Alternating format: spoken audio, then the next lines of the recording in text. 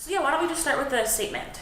What kind of motivated you guys to send that? So we are in communication with our students and with our parents and alumni anytime there's incidents that happen on campus. So it's not unusual for us in the moment of the encampment. On Monday, we sent an initial statement just kind of letting folks know that we were aware, we were monitoring, working with the university to ensure student safety. And that's student safety for the students that are in the encampment as well too. We want to make sure that our students are safe on campus, that they have the support that they need, that the university is going to be responsive, and that we're there to advocate for our students. So it was meant to communicate directly with our student population, with our parents, with our alumni, and let them know, where we stand, that we do believe students have a right to protest and they have a right to free speech. The university, first and foremost, is here to provide a world-class education to students in a safe environment, and that means in the classroom. It means no disruptions in the classroom.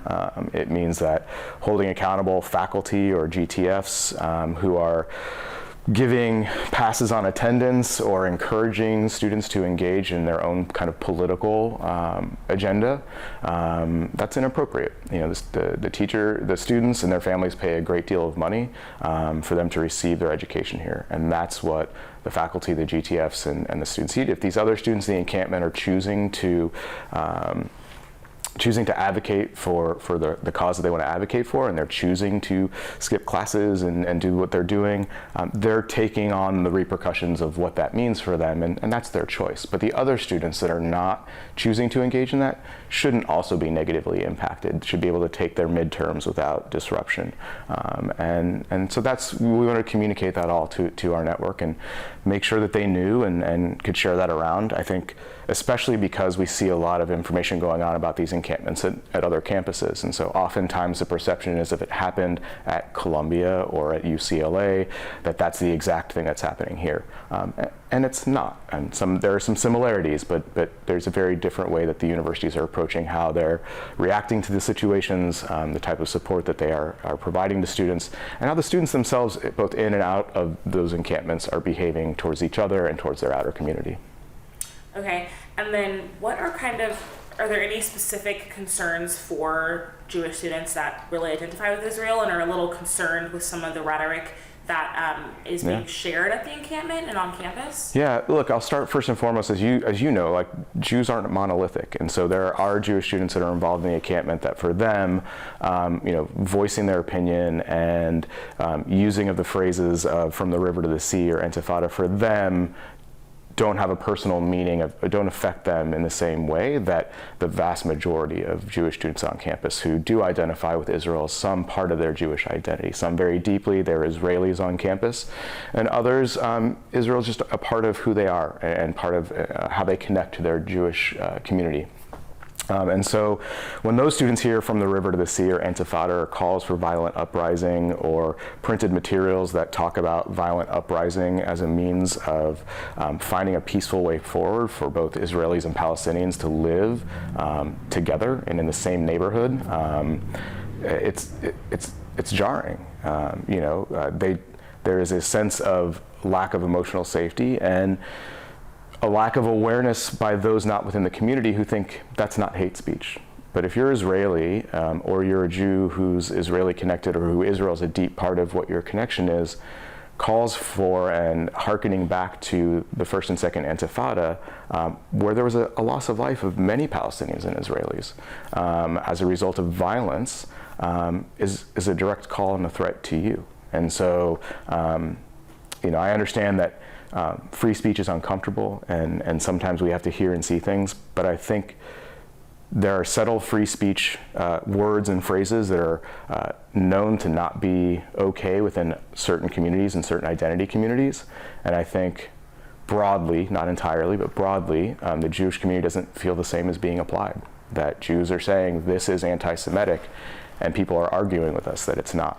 Whereas when other identity communities would say, this is anti-black racism, or this is homophobia, we should listen, we should learn. And there could be dissent between those communities about what those things are and are not.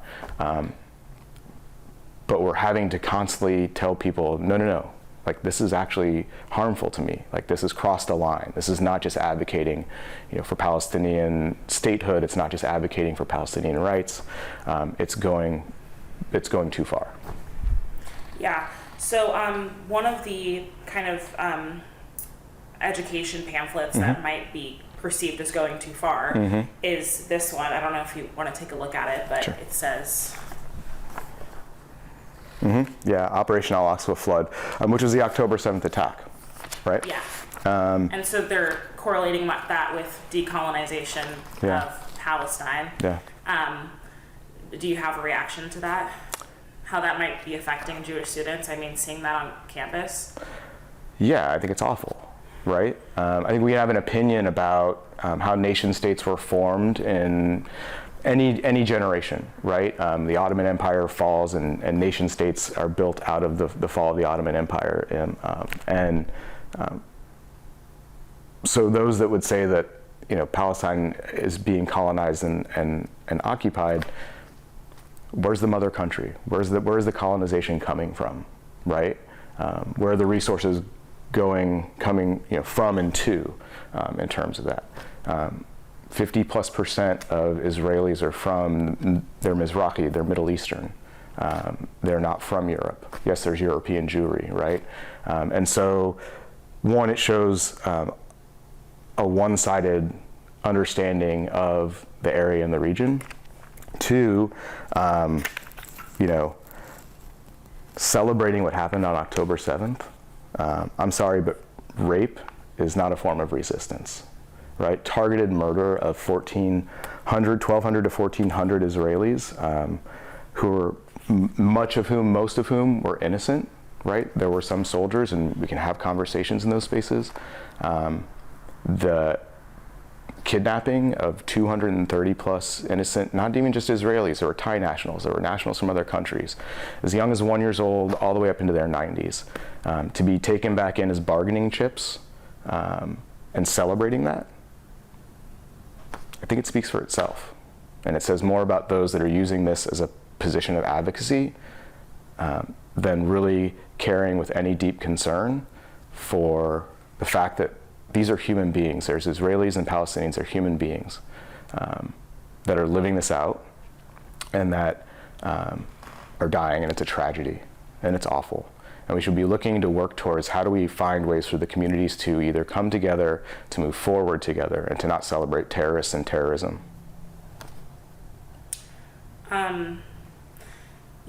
I think what we're seeing is like a fundamental kind of misunderstanding of the facts of, you know, of Judea and of Jews and of Israel, and it's really unfortunate.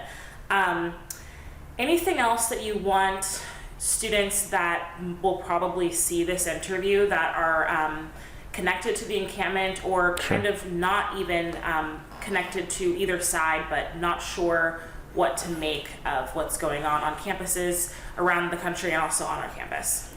Yeah, it is a tragedy that we're at a point where rather than that we're asking people to pass certain litmus tests for inclusion and community and conversation, i.e., if you're Jewish, you're only accepted if you deny Israel's right to exist or reject Zionism in general. The idea that Jews have a right to live and die free of persecution in their historic homeland, right? There's a big misunderstanding that I can disagree with Benjamin Netanyahu and the Israeli government. That does not make me an anti-Zionist, and it doesn't make me an anti-Semite. I can disagree with the American government and the Republican or Democratic Party, and that doesn't make me un-American, right? But saying that Jews have no right to that space, denying Israel's right to even exist, oversteps into a space of anti-Semitism and anti-Zionism, in my opinion. And I'll tell the students that are in the encampment, I share your deep concern for Israelis and for Palestinians. We were just on September 7th with 44 students from the University of Oregon and Oregon State in Israel and in Ramallah and in Bethlehem. We toured Kfar Aza, which is one of the kibbutzim that was hit near in the south of Israel on October 7th. And the woman we met with, her husband was murdered, right? Our Palestinian tour guides that shared with us are living in fear. You know, nobody wins in a war, and we should be working together to find peace. I want everybody that sees this interview to know I too deeply want a ceasefire now. I want a return of every single hostage, right? To be back with their families. I want people to come to the table and figure out what is a way that Gaza can move forward and be a place for prosperity, security, and safety for Gazans and Palestinians that live there. I want the same thing for Israelis. And I think it can be possible, but it's not possible when we parrot and support terrorist ideas, and it's not possible when we deny Palestinian right to land and support as well too. We need to acknowledge the existence of both people because neither people are going anywhere. And the last thing I want to say, there are Jewish students, as I said, that are involved in the encampment. We may disagree on this issue of Israel, and we're still here to support you. We're still here to make sure you have what you need in other areas of your Jewish identity in your community. You may not want to accept that, but we're here for you. Great. Anything else you want to say? No. Thank you so much. Thanks.